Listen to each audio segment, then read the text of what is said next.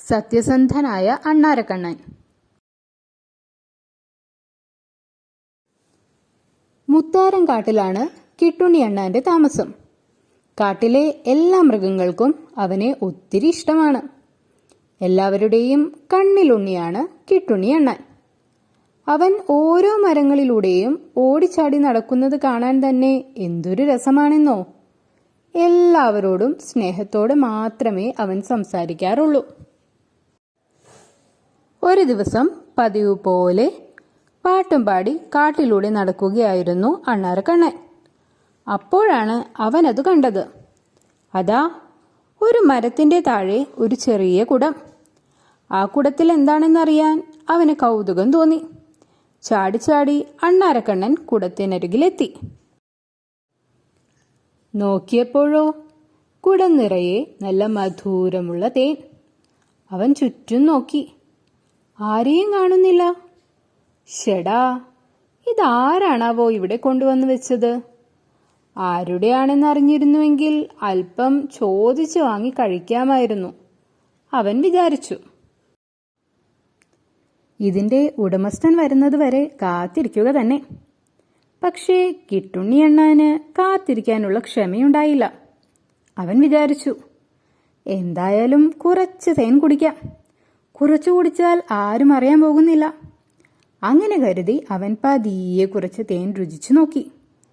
ആഹാ, ഒരു രക്ഷയുമില്ല. എന്തൊരു മധുരം! ഇത്ര മധുരമുള്ള തേൻ ഇതുവരെ ഞാൻ കഴിച്ചിട്ടില്ല. എന്തായാലും കുറച്ചുകൂടെ കുടിക്കാം, അവൻ മനസ്സിലോർത്തു. അങ്ങനെ പതിയെ പതിയെ തേൻ രുചിച്ചു നോക്കുന്നതിനിടെ അറിയാതെ അവന്റെ കയ്യിൽ നിന്നും തേൻ കുടം താഴെ വീണു പൊട്ടി. ഠപ്പ്! പൊട്ടിപ്പോയ കുടത്തിൽ നിന്നും തേൻ മണ്ണിലേക്ക് ഒഴുകി തുടങ്ങി. ഇതുകണ്ട അണ്ണാരക്കണ്ണൻ പേടിച്ചുപോയി. എന്റെ ദൈവമേ, ഈ കുടം ആരുടേതാണെന്ന് പോലും ഒരു പിടുത്തവുമില്ല. കൊതി കാരണം കുടിച്ചു പോയതാണ്. കുടമാണെങ്കിൽ അറിയാതെ താഴെ വീണ് പൊട്ടുകയും ചെയ്തു. അവൻ പേടിയോടെ ചുറ്റും നോക്കി. ഇല്ല, ആരും കണ്ടിട്ടില്ല.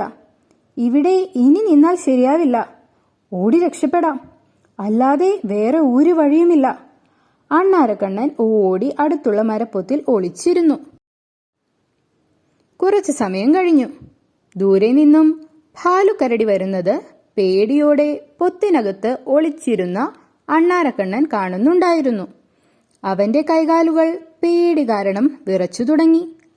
ഭാലുക്കരടി ദൂരെ നിന്നു തന്നെ പൊട്ടിക്കിടക്കുന്ന കുടം കണ്ടു. ദേഷ്യത്തോടെ ഭാലു കുടത്തിനടുത്തേക്ക് വന്നു. അയ്യോ, എന്റെ കുടം! ആരാണിത് ചെയ്തത്? ആരായാലും ഞാൻ വെറുതെ വിടുമെന്ന് വിചാരിക്കണ്ട, അവൻ ദേഷ്യത്തോടെ അലറി വിളിച്ചു. ഇതെല്ലാം കണ്ട കിട്ടുണ്ണി അണ്ണാൻ മിണ്ടാതെ പൊത്തിനകത്തു തന്നെ ഇരിപ്പായി. ഭാലുക്കരടി ദേഷ്യത്തോടെ ചുറ്റും നോക്കി. അപ്പോഴാണ് ചാടി ചാടി വരുന്ന മുയൽക്കുട്ടനെ കരടി കണ്ടത്. ദേഷ്യത്തോടെ കരടി ചോദിച്ചു, സത്യം പറ മുയൽക്കുട്ടാ, ഞാൻ ശേഖരിച്ചു വെച്ച തേൻകുടം നീയാണോ പൊട്ടിച്ചത്? ഇത് കേട്ട് മുയൽക്കുട്ടൻ പറഞ്ഞു, അയ്യോ, തേൻകുടമോ? ഞാൻ ചേട്ടന്റെ തേൻകുടമൊന്നും കണ്ടിട്ടേയില്ല. ഞാൻ ഇപ്പോൾ ഈ വഴി വന്നതേയുള്ളൂ. സത്യമായും ഞാനൊന്നും ചെയ്തിട്ടില്ല, അവൻ പേടിയോടെ പറഞ്ഞു. അപ്പോഴാണ് അതുവഴി മാൻകുട്ടൻ വന്നത്. മാൻകുട്ടനെ കണ്ട കരടി ചോദിച്ചു, നീയാണോ എന്റെ തേൻകുടം പൊട്ടിച്ചത്? ഞാൻ കഷ്ടപ്പെട്ട് ശേഖരിച്ചു വെച്ച തേനായിരുന്നു, സത്യം പറ. ഇത് കേട്ട മാൻ പേടിയോടെ പറഞ്ഞു, എന്റെ ചേട്ടാ, ഞാനൊന്നുമല്ല. അല്ലെങ്കിൽ തന്നെ ഞാൻ ചേട്ടന്റെ തേൻകുടം എന്തിനു പൊട്ടിക്കണം? എനിക്ക് ചേട്ടനോട് ഒരു ദേഷ്യവുമില്ലല്ലോ. പ്ലീസ് ചേട്ടാ, ദയവ് ചെയ്ത് എന്നെ ഒന്നും ചെയ്യല്ലേ. ഞാൻ ഒരു തെറ്റും ചെയ്തിട്ടില്ല. ഇതെല്ലാം മരത്തിൽ ഒളിച്ചിരുന്ന അണ്ണാരക്കണ്ണൻ കേൾക്കുന്നുണ്ടായിരുന്നു. അവന് ശരിക്കും സങ്കടം വന്നു. ഷോ, ഞാൻ കാരണം കരടിച്ചേട്ടൻ സൂക്ഷിച്ചു വെച്ച തേനെല്ലാം പോയി. ഭാലുക്കരടിയോട് പോയി സത്യമെല്ലാം പറയണമെന്ന് അണ്ണാരക്കണ്ണന് തോന്നി. പക്ഷേ പേടി കാരണം അവനൊന്നും മിണ്ടിയില്ല. മുത്താരംകാടിനൊരു നിയമമുണ്ട്. അവിടുത്തെ എല്ലാ മൃഗങ്ങളും വൈകുന്നേരം മുത്തശ്ശിമാവിന്റെ കീഴിൽ ഒത്തുകൂടും. മൂങ്ങ അപ്പൂപ്പനാണ് കാടിന്റെ കാരണവർ. ഓരോ ദിവസവും എന്തെങ്കിലും നല്ല കാര്യങ്ങൾ മൂങ്ങ അപ്പൂപ്പൻ എല്ലാവരോടുമായി പറയും.